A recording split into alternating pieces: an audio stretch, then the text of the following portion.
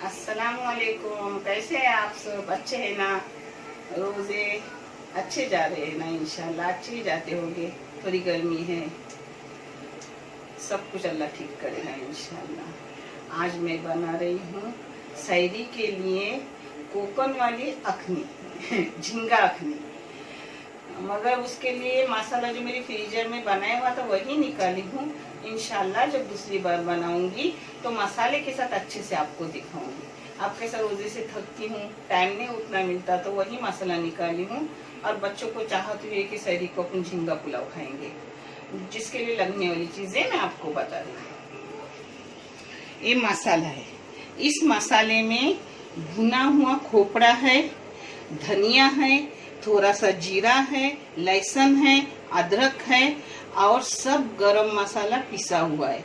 यानी काली मिर्ची, लौंग, इलायची ये सब पिसी हुई है।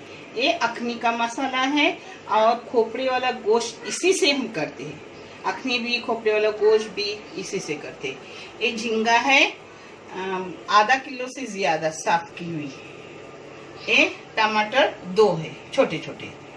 ये प्याज 2 बड़े बड़े है। ये चावल है 400 ग्राम, अंदाजन 400 ग्राम बोल रही हूँ।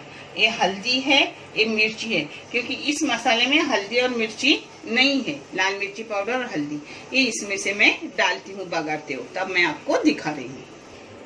अभी बघार के लिए थोड़ा सा गरम मसाला डाल रही हूँ।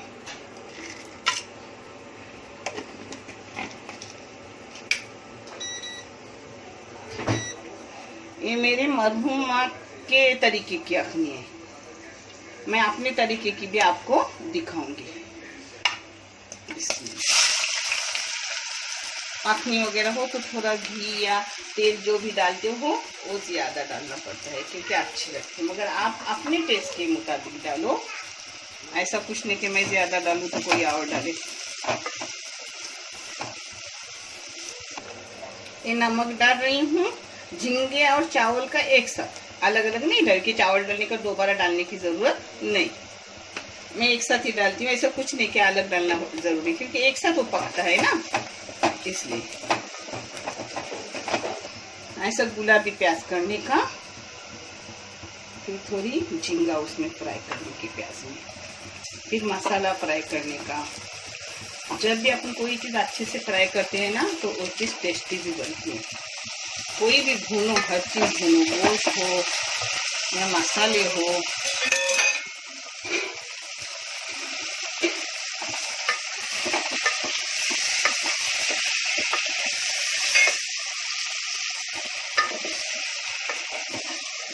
आप कैसे इसमें पानी रहेगा तो वो नमक का पानी उसी चावल में जज्ब होगा, तो दोबारा नमक डालने की जरूरत नहीं। इसलिए नाप का पहले ही डाल देती हूँ अखनी वगैरह हो तो। हाँ, बिरयानी हो तो ऊपर का नमक अलग, नीचे का नमक अलग, क्योंकि वो सूखा रहता है ना नीचे, इसलिए। थोड़ा झींगा भूनूंगी और फिर मसाला भूनूंगी। अब थोड़ी सी झींगा रंग बदलने तक भूनी। अब ये मसाले डाल रही हूँ, जो मैंने आपको क्या क्या मसाले वो बताई। इंशाल्लाह अगली बार जब भी अखनी डालूंगी, ये भी मेरे माँ के तरीके के का भी मसाला दिखाऊंगी, और मेरे अपना मसाला अलग होता है वो भी दिखाऊंगी। उसकी भी मैं जो अखनी करती हूँ वो भी आपको दिखाऊंगी इंशाल्लाह।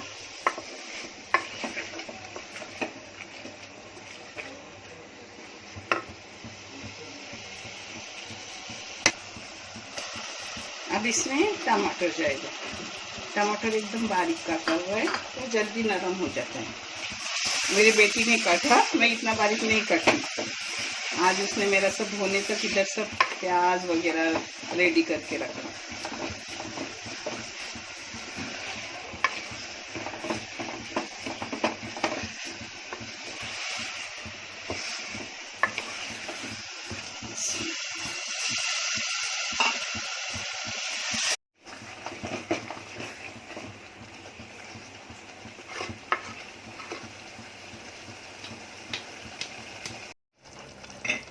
अब इसमें छोटे छोटे 3 आलू डाल रही हूँ।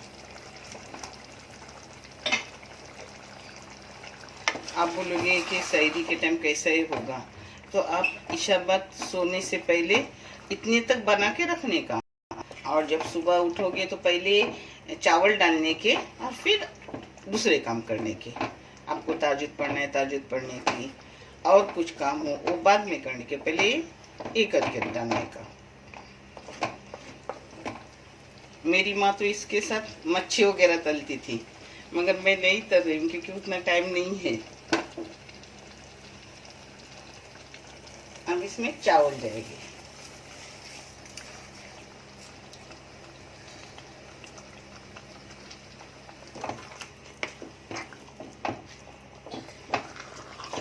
अब चावल के नाप का पानी डालने का। नरम हो जाए तो आखनी हो, बिरयानी हो या पुलाव हो, टेस्ट नहीं देगा।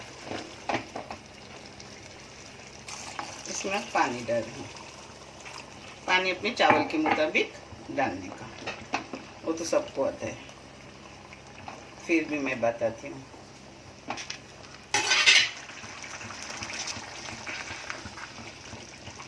बीच में से चम्मच या डाव मारने की, क्योंकि नीचे जब मसाले की कोई भी चीज़ हो तो नीचे लगने को होती है, जिसका ध्यान रखना है।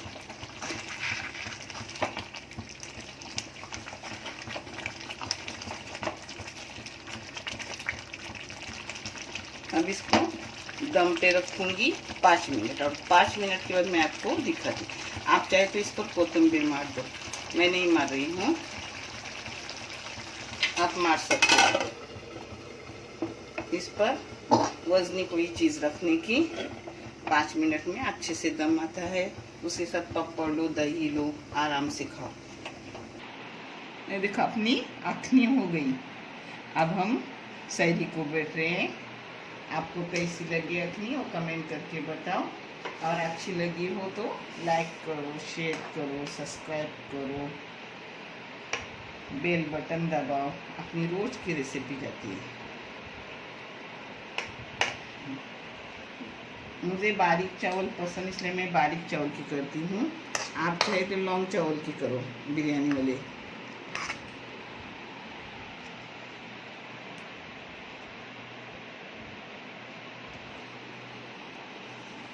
अल्लाह हाफिज़।